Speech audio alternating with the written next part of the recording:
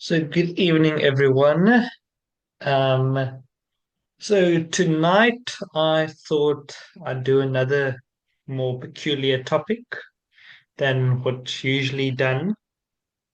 So last term, when I was busy teaching my grade 11s on the Russian Revolution and the Civil War and Lenin and Stalin, I did some bit extra research to know a bit more about the topic so I can just explain things better to them in class.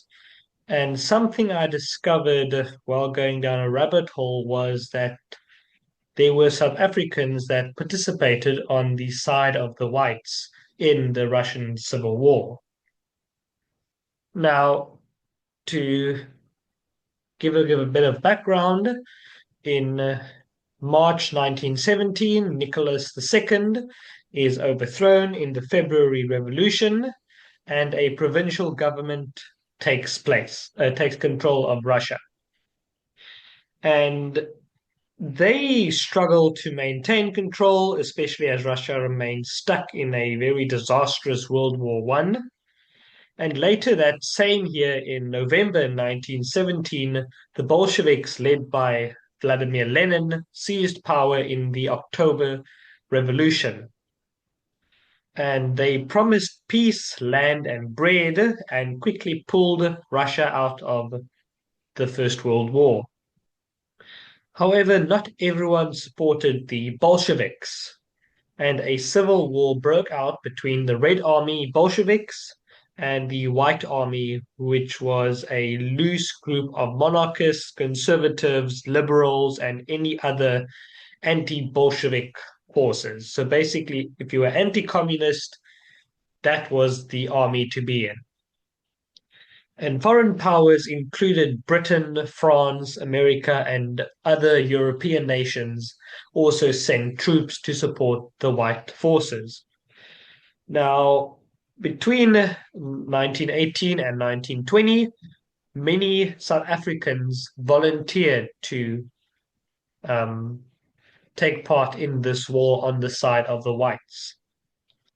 Now, many of them were World War One veterans, and they joined the British-led efforts in the war, and they mainly fought in North Russia, South Russia, and Siberia, and they fought against these Bolsheviks in extremely harsh conditions. Now, South Africa's role in the Civil War is very little researched, and we know hardly anything about it. So basically, everything I'm saying tonight is all we know about it. And most of the information we get is from the Nonkai magazine, and that included autobiographies of the veterans that fought in this war. Now, although it has not been possible to trace every single person that fought from South Africa in this war, we do know that there were many South Africans that were quite outstanding soldiers in World War One, two of which were awarded the Victoria Cross, and many others were also very highly decorated. And as mentioned before, all those who serve in Russia were volunteers who risked their lives again after surviving World War One.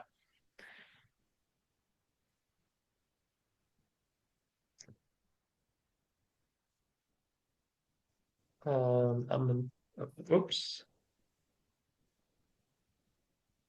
Now, the first major South African that fought in the war was Sergeant Malcolm McCorkindale, and he is a veteran of Delville Wood.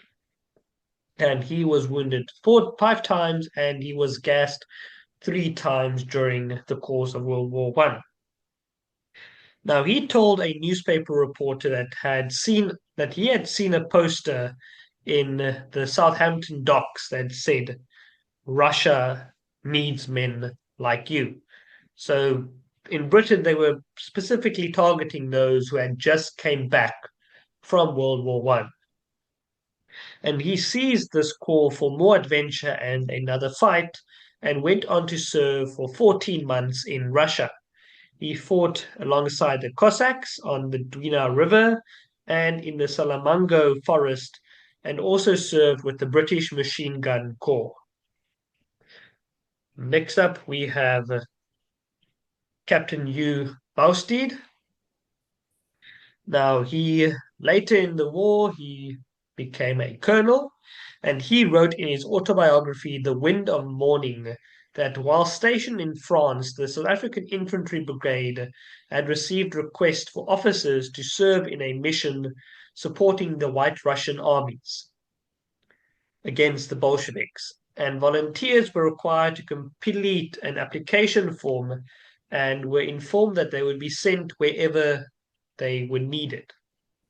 So you couldn't really choose whether you fight in the south or west of Russia or whether you get stuck in Siberia.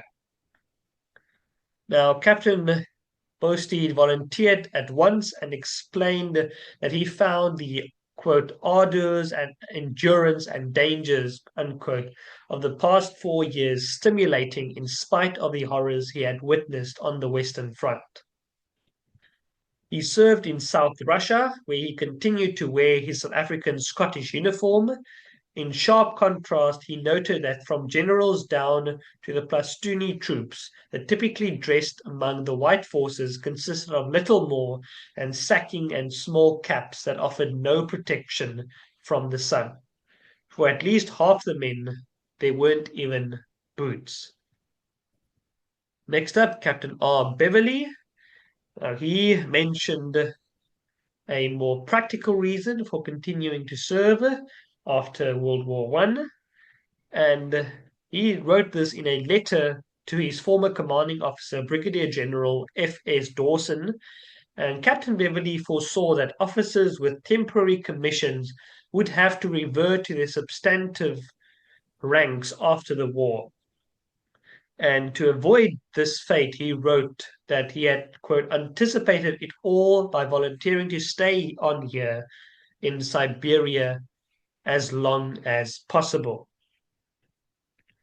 Next up, we have Lieutenant Colonel W.J. Clark, and he is a former member of the 2nd South African Mounted Rifles, and he wrote to the editor of that magazine that the British officers experts that had been sent to North Russia to look at everything that needs to be done.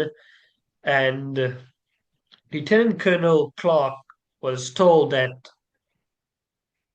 he had to help the Russians to save Russia from them, as in the Bolsheviks, to save him from the Bolsheviks. And he was praised by the Russian soldiers, calling him one of the best soldiers. Sorry, he praised Russian soldiers and called them one of the best soldiers in Europe, even though they had a quite a disastrous World War One that had just ended for them. And next up, I believe the only one where I could find a picture of, and that is Lieutenant Colonel, later Major General K.R. van der Spey, and he described his service in North Russia in his autobiography Chasing the Wind. And in early 1918, he was invited to form and command an Air Force unit to support the Allied forces in North Russia, based at Archangel. And the officers he selected included 3 South Africans, Australians, and 2 Canadians, and a few others who had experience in the colonies and dominions. Van der Spey explained that he had chosen these men because he found that such individuals were well suited to adapt to strange and severe environments. Now, he was one of the fortunate few who had served continuously from 1914 through multiple campaigns and survived. After initially serving as a South African Aviation Corps pilot attached to the Royal Flying Corps with British Expeditionary Force in France in 1914, He had also fought in German Southwest Africa and German East Africa. It is hardly surprising that his luck finally ran out in North Russia. The engine of his Camel single-seater aircraft failed over Bolshevik territory, and he was taken as a prisoner. What happened afterwards, we have absolutely no idea, unfortunately. Now, Lieutenant Colonel H. Jenkins was another remarkable South African that fought in this war, and he served in North Russia. And he had commanded the 1st Battalion of the South African Infantry on the Western Front. So he had quite a bit of experience before entering this war. Now, in North Russia, he commanded the 46th Royal Fusiliers, and during an offensive against the Bolsheviks, he commanded 3 columns operating on the right bank of the Dwina River. And under his leadership, these forces inflicted a severe defeat on the Bolsheviks, capturing over 1,000 prisoners and 9 guns, many machine guns, and trench mortars, and large quantities of stores. Now, Captain Thomas G. McPhee, he was part of the 4th Battalion of the South African Infantry, and he was awarded the Distinguished Service Order for his service in North Russia.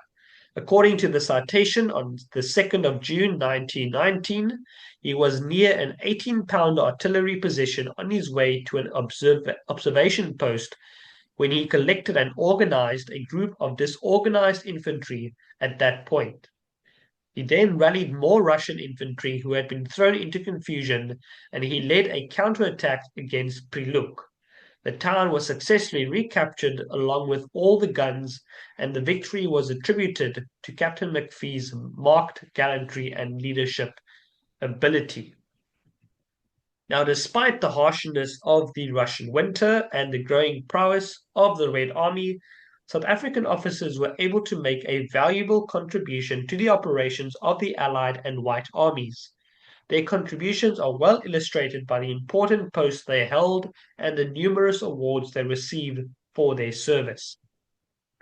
Now, these soldiers don't really have stories like those mentioned before, but it is a great thing to mention who they were.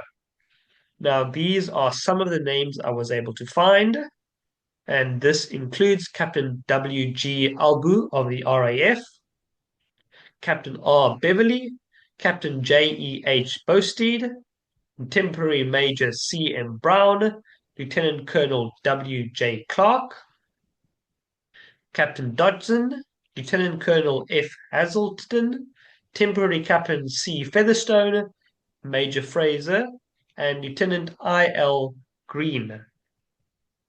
And lastly, Temporary Captain R.O.S. Watkin, Lieutenant Colonel F. Hazelton, Lieutenant L.R. Haydenreich, and Lieutenant Colonel H.H. Jenkin. Oh, some more. Flight Lieutenant Kinkead, Lieutenant Colonel Knowles, Captain W.S. Lunan, Captain T.G. McPhee, and Sergeant Malcolm McCorkindale. Now, their deeds represent a proud but often overlooked chapter in South African history, and this was a time when brave men, hardened by the experiences of the Great War, again risked everything in a distant and difficult campaign. Thank you.